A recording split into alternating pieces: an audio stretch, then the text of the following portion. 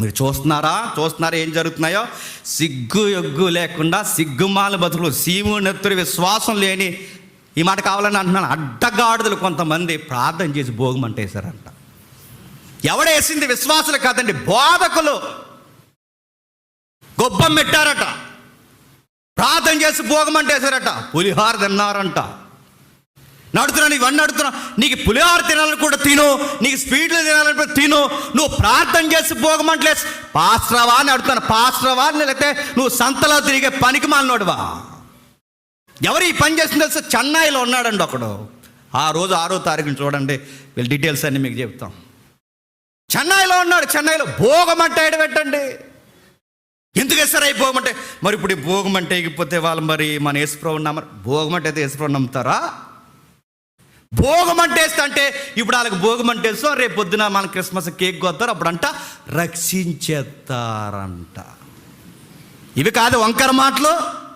అంటే వాళ్ళ పండగలు వెళ్ళి నువ్వు వాళ్ళ పండగలు చేస్తే వాళ్ళు వచ్చి నీ పండగలు చేస్తారా? ఎవడ్రా ఈ బోధ ఎక్కడి నుంచి తెచ్చారు అడుగుతున్నా. ఎక్కడి నుంచి తెచ్చారు ఈ బోధ? చెన్నైలో ఉన్నాడండి సిగ్గులేనాడు. ఆ సిగ్గులేనాడు ఆడు ఎగురుతూ ఉట్టు కొట్టడం, ఎదురుగా లేవు మేము కొడదు నిన్ను, పాటకు డ్యాన్స్, మళ్ళీ ఆ టైమింగ్లో మళ్ళీ దేవుడి పాట రిలీజ్. ఎంత బ్యూటిఫుల్ సీన్, ఎంత బ్యూటిఫుల్గా ఉన్న సీనరీ, ఎంత బ్యూటిఫుల్గా ఉంది ఆ గొబ్బమ్మ. ఇవన్నీ కామెంట్లు. ఈ కామెంట్లు అసలు సిగ్గుండదండి ఈ కామెంట్లు ఎట్టి వాళ్ళకి. రాత్రి ఆవిడెవరో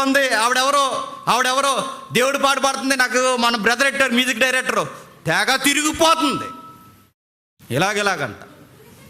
డ్యాన్స్ చేస్తున్నది ఏంటి? డ్యాన్స్ ఆడుతున్నాను. చికెన్ షాప్లో బలిసిన కోళ్ళలాగా ఉందండి. ఈ మాట నేను కావాలని అంటున్నాను నేను. సిగ్గుందా? పిల్లల తల్లివి సిగ్గుందా? డ్యాన్సా? ఆఫ్ పరికినిలా నీకు సిగ్గుందా అంటున్నా. వీళ్ళందరూ ఎవరు? వంకర మాటలు, వంకర కార్యాలు.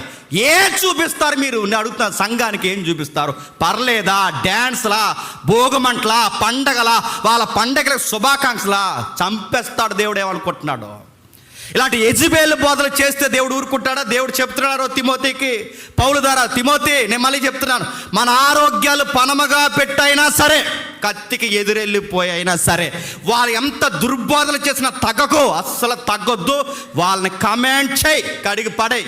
నేను చెప్పేంత వరకు ఎఫ్సీ సంఘం నుంచి కదలొద్దు. మధ్యలో ఈ మధ్య పానకంలో పుడగలా కొంతమంది వచ్చి అంటున్నారు. ఏమో తెలుసు, వీళ్ళకి తలాతోక తెలియదండి. చక్కగా ప్రసంగాలు చెప్పుకుని వెళ్ళిపోక ఎందుకండి గొడవలు అంటే, నీకు కడుపులో మజ్జిగ కదలకూడదు నీకు. బైబిల్ గమనించు. అపోస్తులు పక్క సత్యం చెప్పడమే కాదు, మరో పక్క పోరాడారు, దుర్బోధల మీద దులిమాడేశారు. సత్యం బోధించడమే కాదు, ఎవరైనా దొంగ బోధల సంఘానికి అంటిస్తే అన్యజనుల యొక్క ఆ వ్యవహార శైలి సంఘంలోకి వస్తే చూస్తూ ఊరుకోలేదు. సత్యం చెప్పడం ఎంత ప్రాముఖ్యమో దుర్బోధల మీద ఫైట్ చేయడం కూడా అంత ప్రాముఖ్యం. అందుకే బైబిల్లో రాయబడింది, పరిశుద్ధులారా మీకు ఒక్కసారి అప్పగింపబడిన బోధ నిమిత్తము పోరాడుడి అని చెప్పి.